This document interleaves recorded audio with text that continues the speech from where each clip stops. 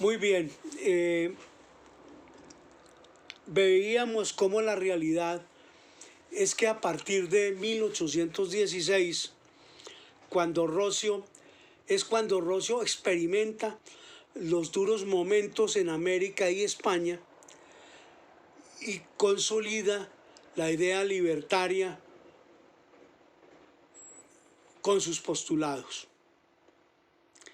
Incluso en esas mismas fechas, en cartas como la dirigida a Blanco White, que es una carta muy importante,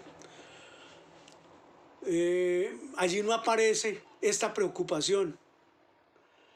Pero a partir de 1816, cuando Rocio ha experimentado duros avatares en América y en España, es cuando consolida esa idea.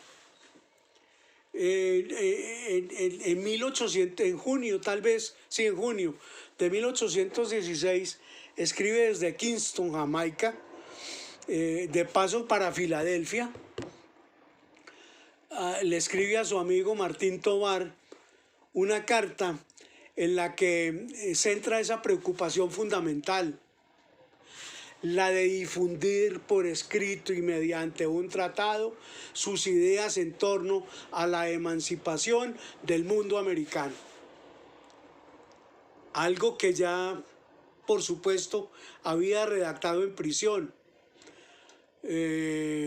cuando estuvo en Cádiz con sus compañeros, cuando lo enviaron a los famosos 8 malvados, y que gracias a la intervención del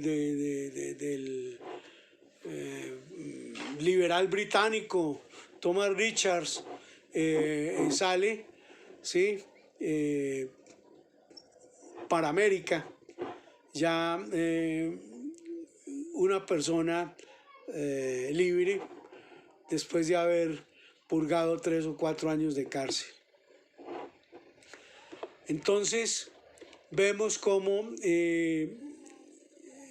los factores que incidían gravemente en las fuerzas integrantes de los ejércitos, como bien se lo confía a su amigo en esta misma carta, también le explica el gran problema que se le presenta para conseguir sus objetivos, y cómo los residentes en América eran en ese sentido más vulnerables que los propios españoles, ya que por las falsas ideas de religión y política que aprendieron desde la cuna y mediante las cuales creen que es un atentado contra Dios y su santa religión, el levantarse contra el despotismo español, desprenderse de él y fundar un sistema de independencia, pues no se atreven a contradecir los designios y la potestad real.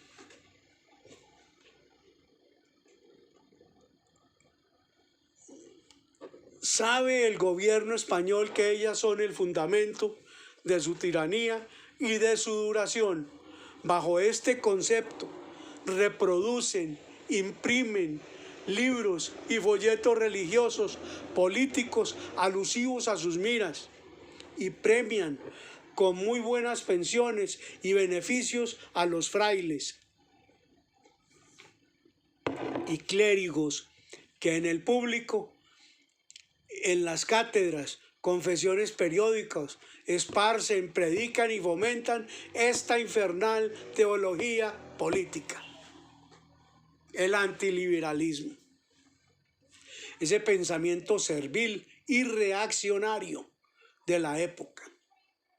Y es que Rocio, al escribir a Martín Tovar, está todavía bajo el impacto de uno de los casos que conoció en el momento de su salida de España y que más lo conmovió: la homilía de un obispo español que conoció en noviembre del año 15, una plática realizada en nacimiento de gracias a Dios por el asesinato jurídico del virtuoso coronel Porlier. Se trata nada más y nada menos de la misma homilía a la que alude extensamente en el apéndice de su obra magna, El triunfo de la libertad sobre el despotismo.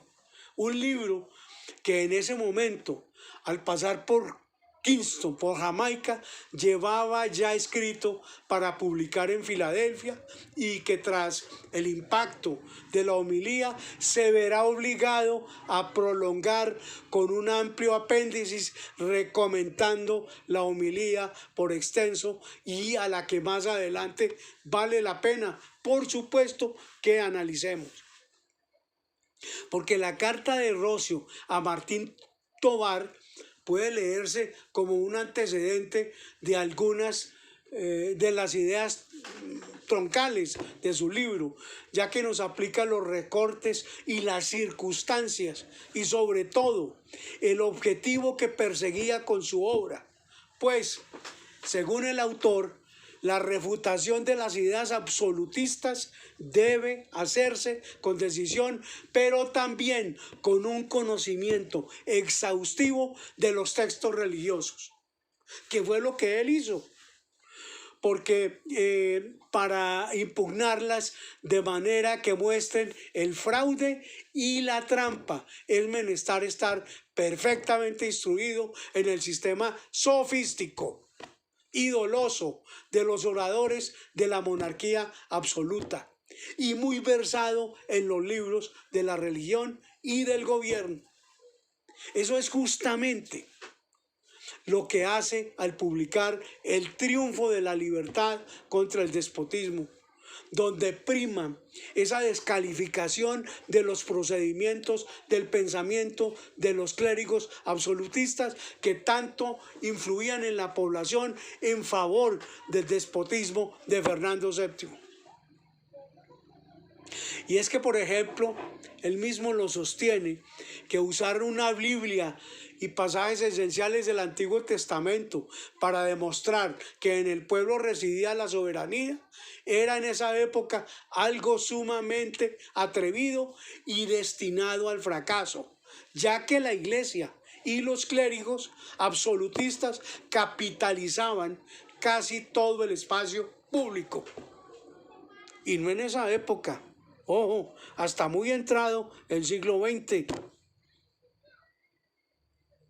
Pero eso será tema de otras discusiones.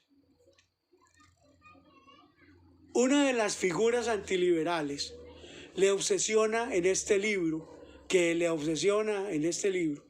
es el autor de un folleto aparecido en 1814, al que alude en un primer momento sin nombrarlo, que enseñaba ser peculiar, llamémoslo así, ser adicto de los reyes, el poder y la fuerza y otros instrumentos que fortalecían el despotismo del pueblo, pero que páginas más adelante él mismo concreta.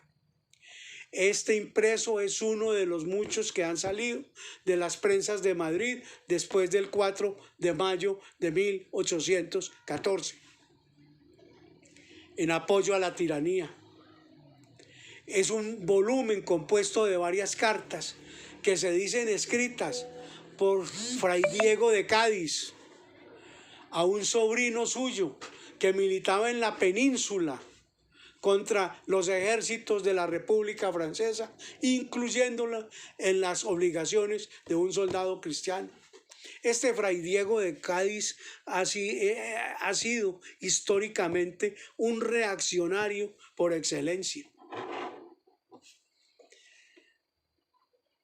Misionero capuchino, fiel representante del clero reaccionario de la época, que con su palabra vehemente conmovía a los creyentes por diversos lugares de España, sobre todo por la provincia andaluza, aferrado a la intransigencia en materias de doctrina y moral.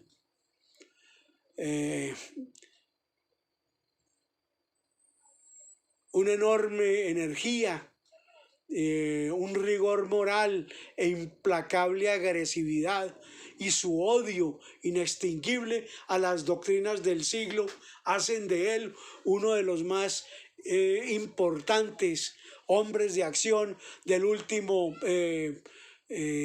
tercio del siglo XVIII, con una oratoria extraordinaria, ante una sociedad carente de educación. Defendía a capa y espada el absolutismo frente a cualquier resquicio liberal en costumbres y pensamientos. Tenía gran ascendente en las multitudes, muy popular. Fray Diego atacó a las representaciones, inclusive a las representaciones teatrales, a las personas de alcurnia. Mejor dicho, no dejaba títere con cabeza. Fue en definitiva un excelente representante cavernícola del clero reaccionario de la época, y aunque fue perseguido por los mandatarios, también salió triunfante y fue apoyado por sus seguidores.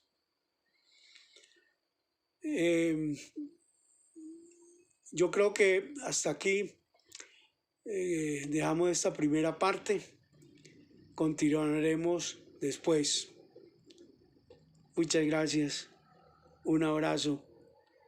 Abrazo, hermano Colombo venezolano. Chao.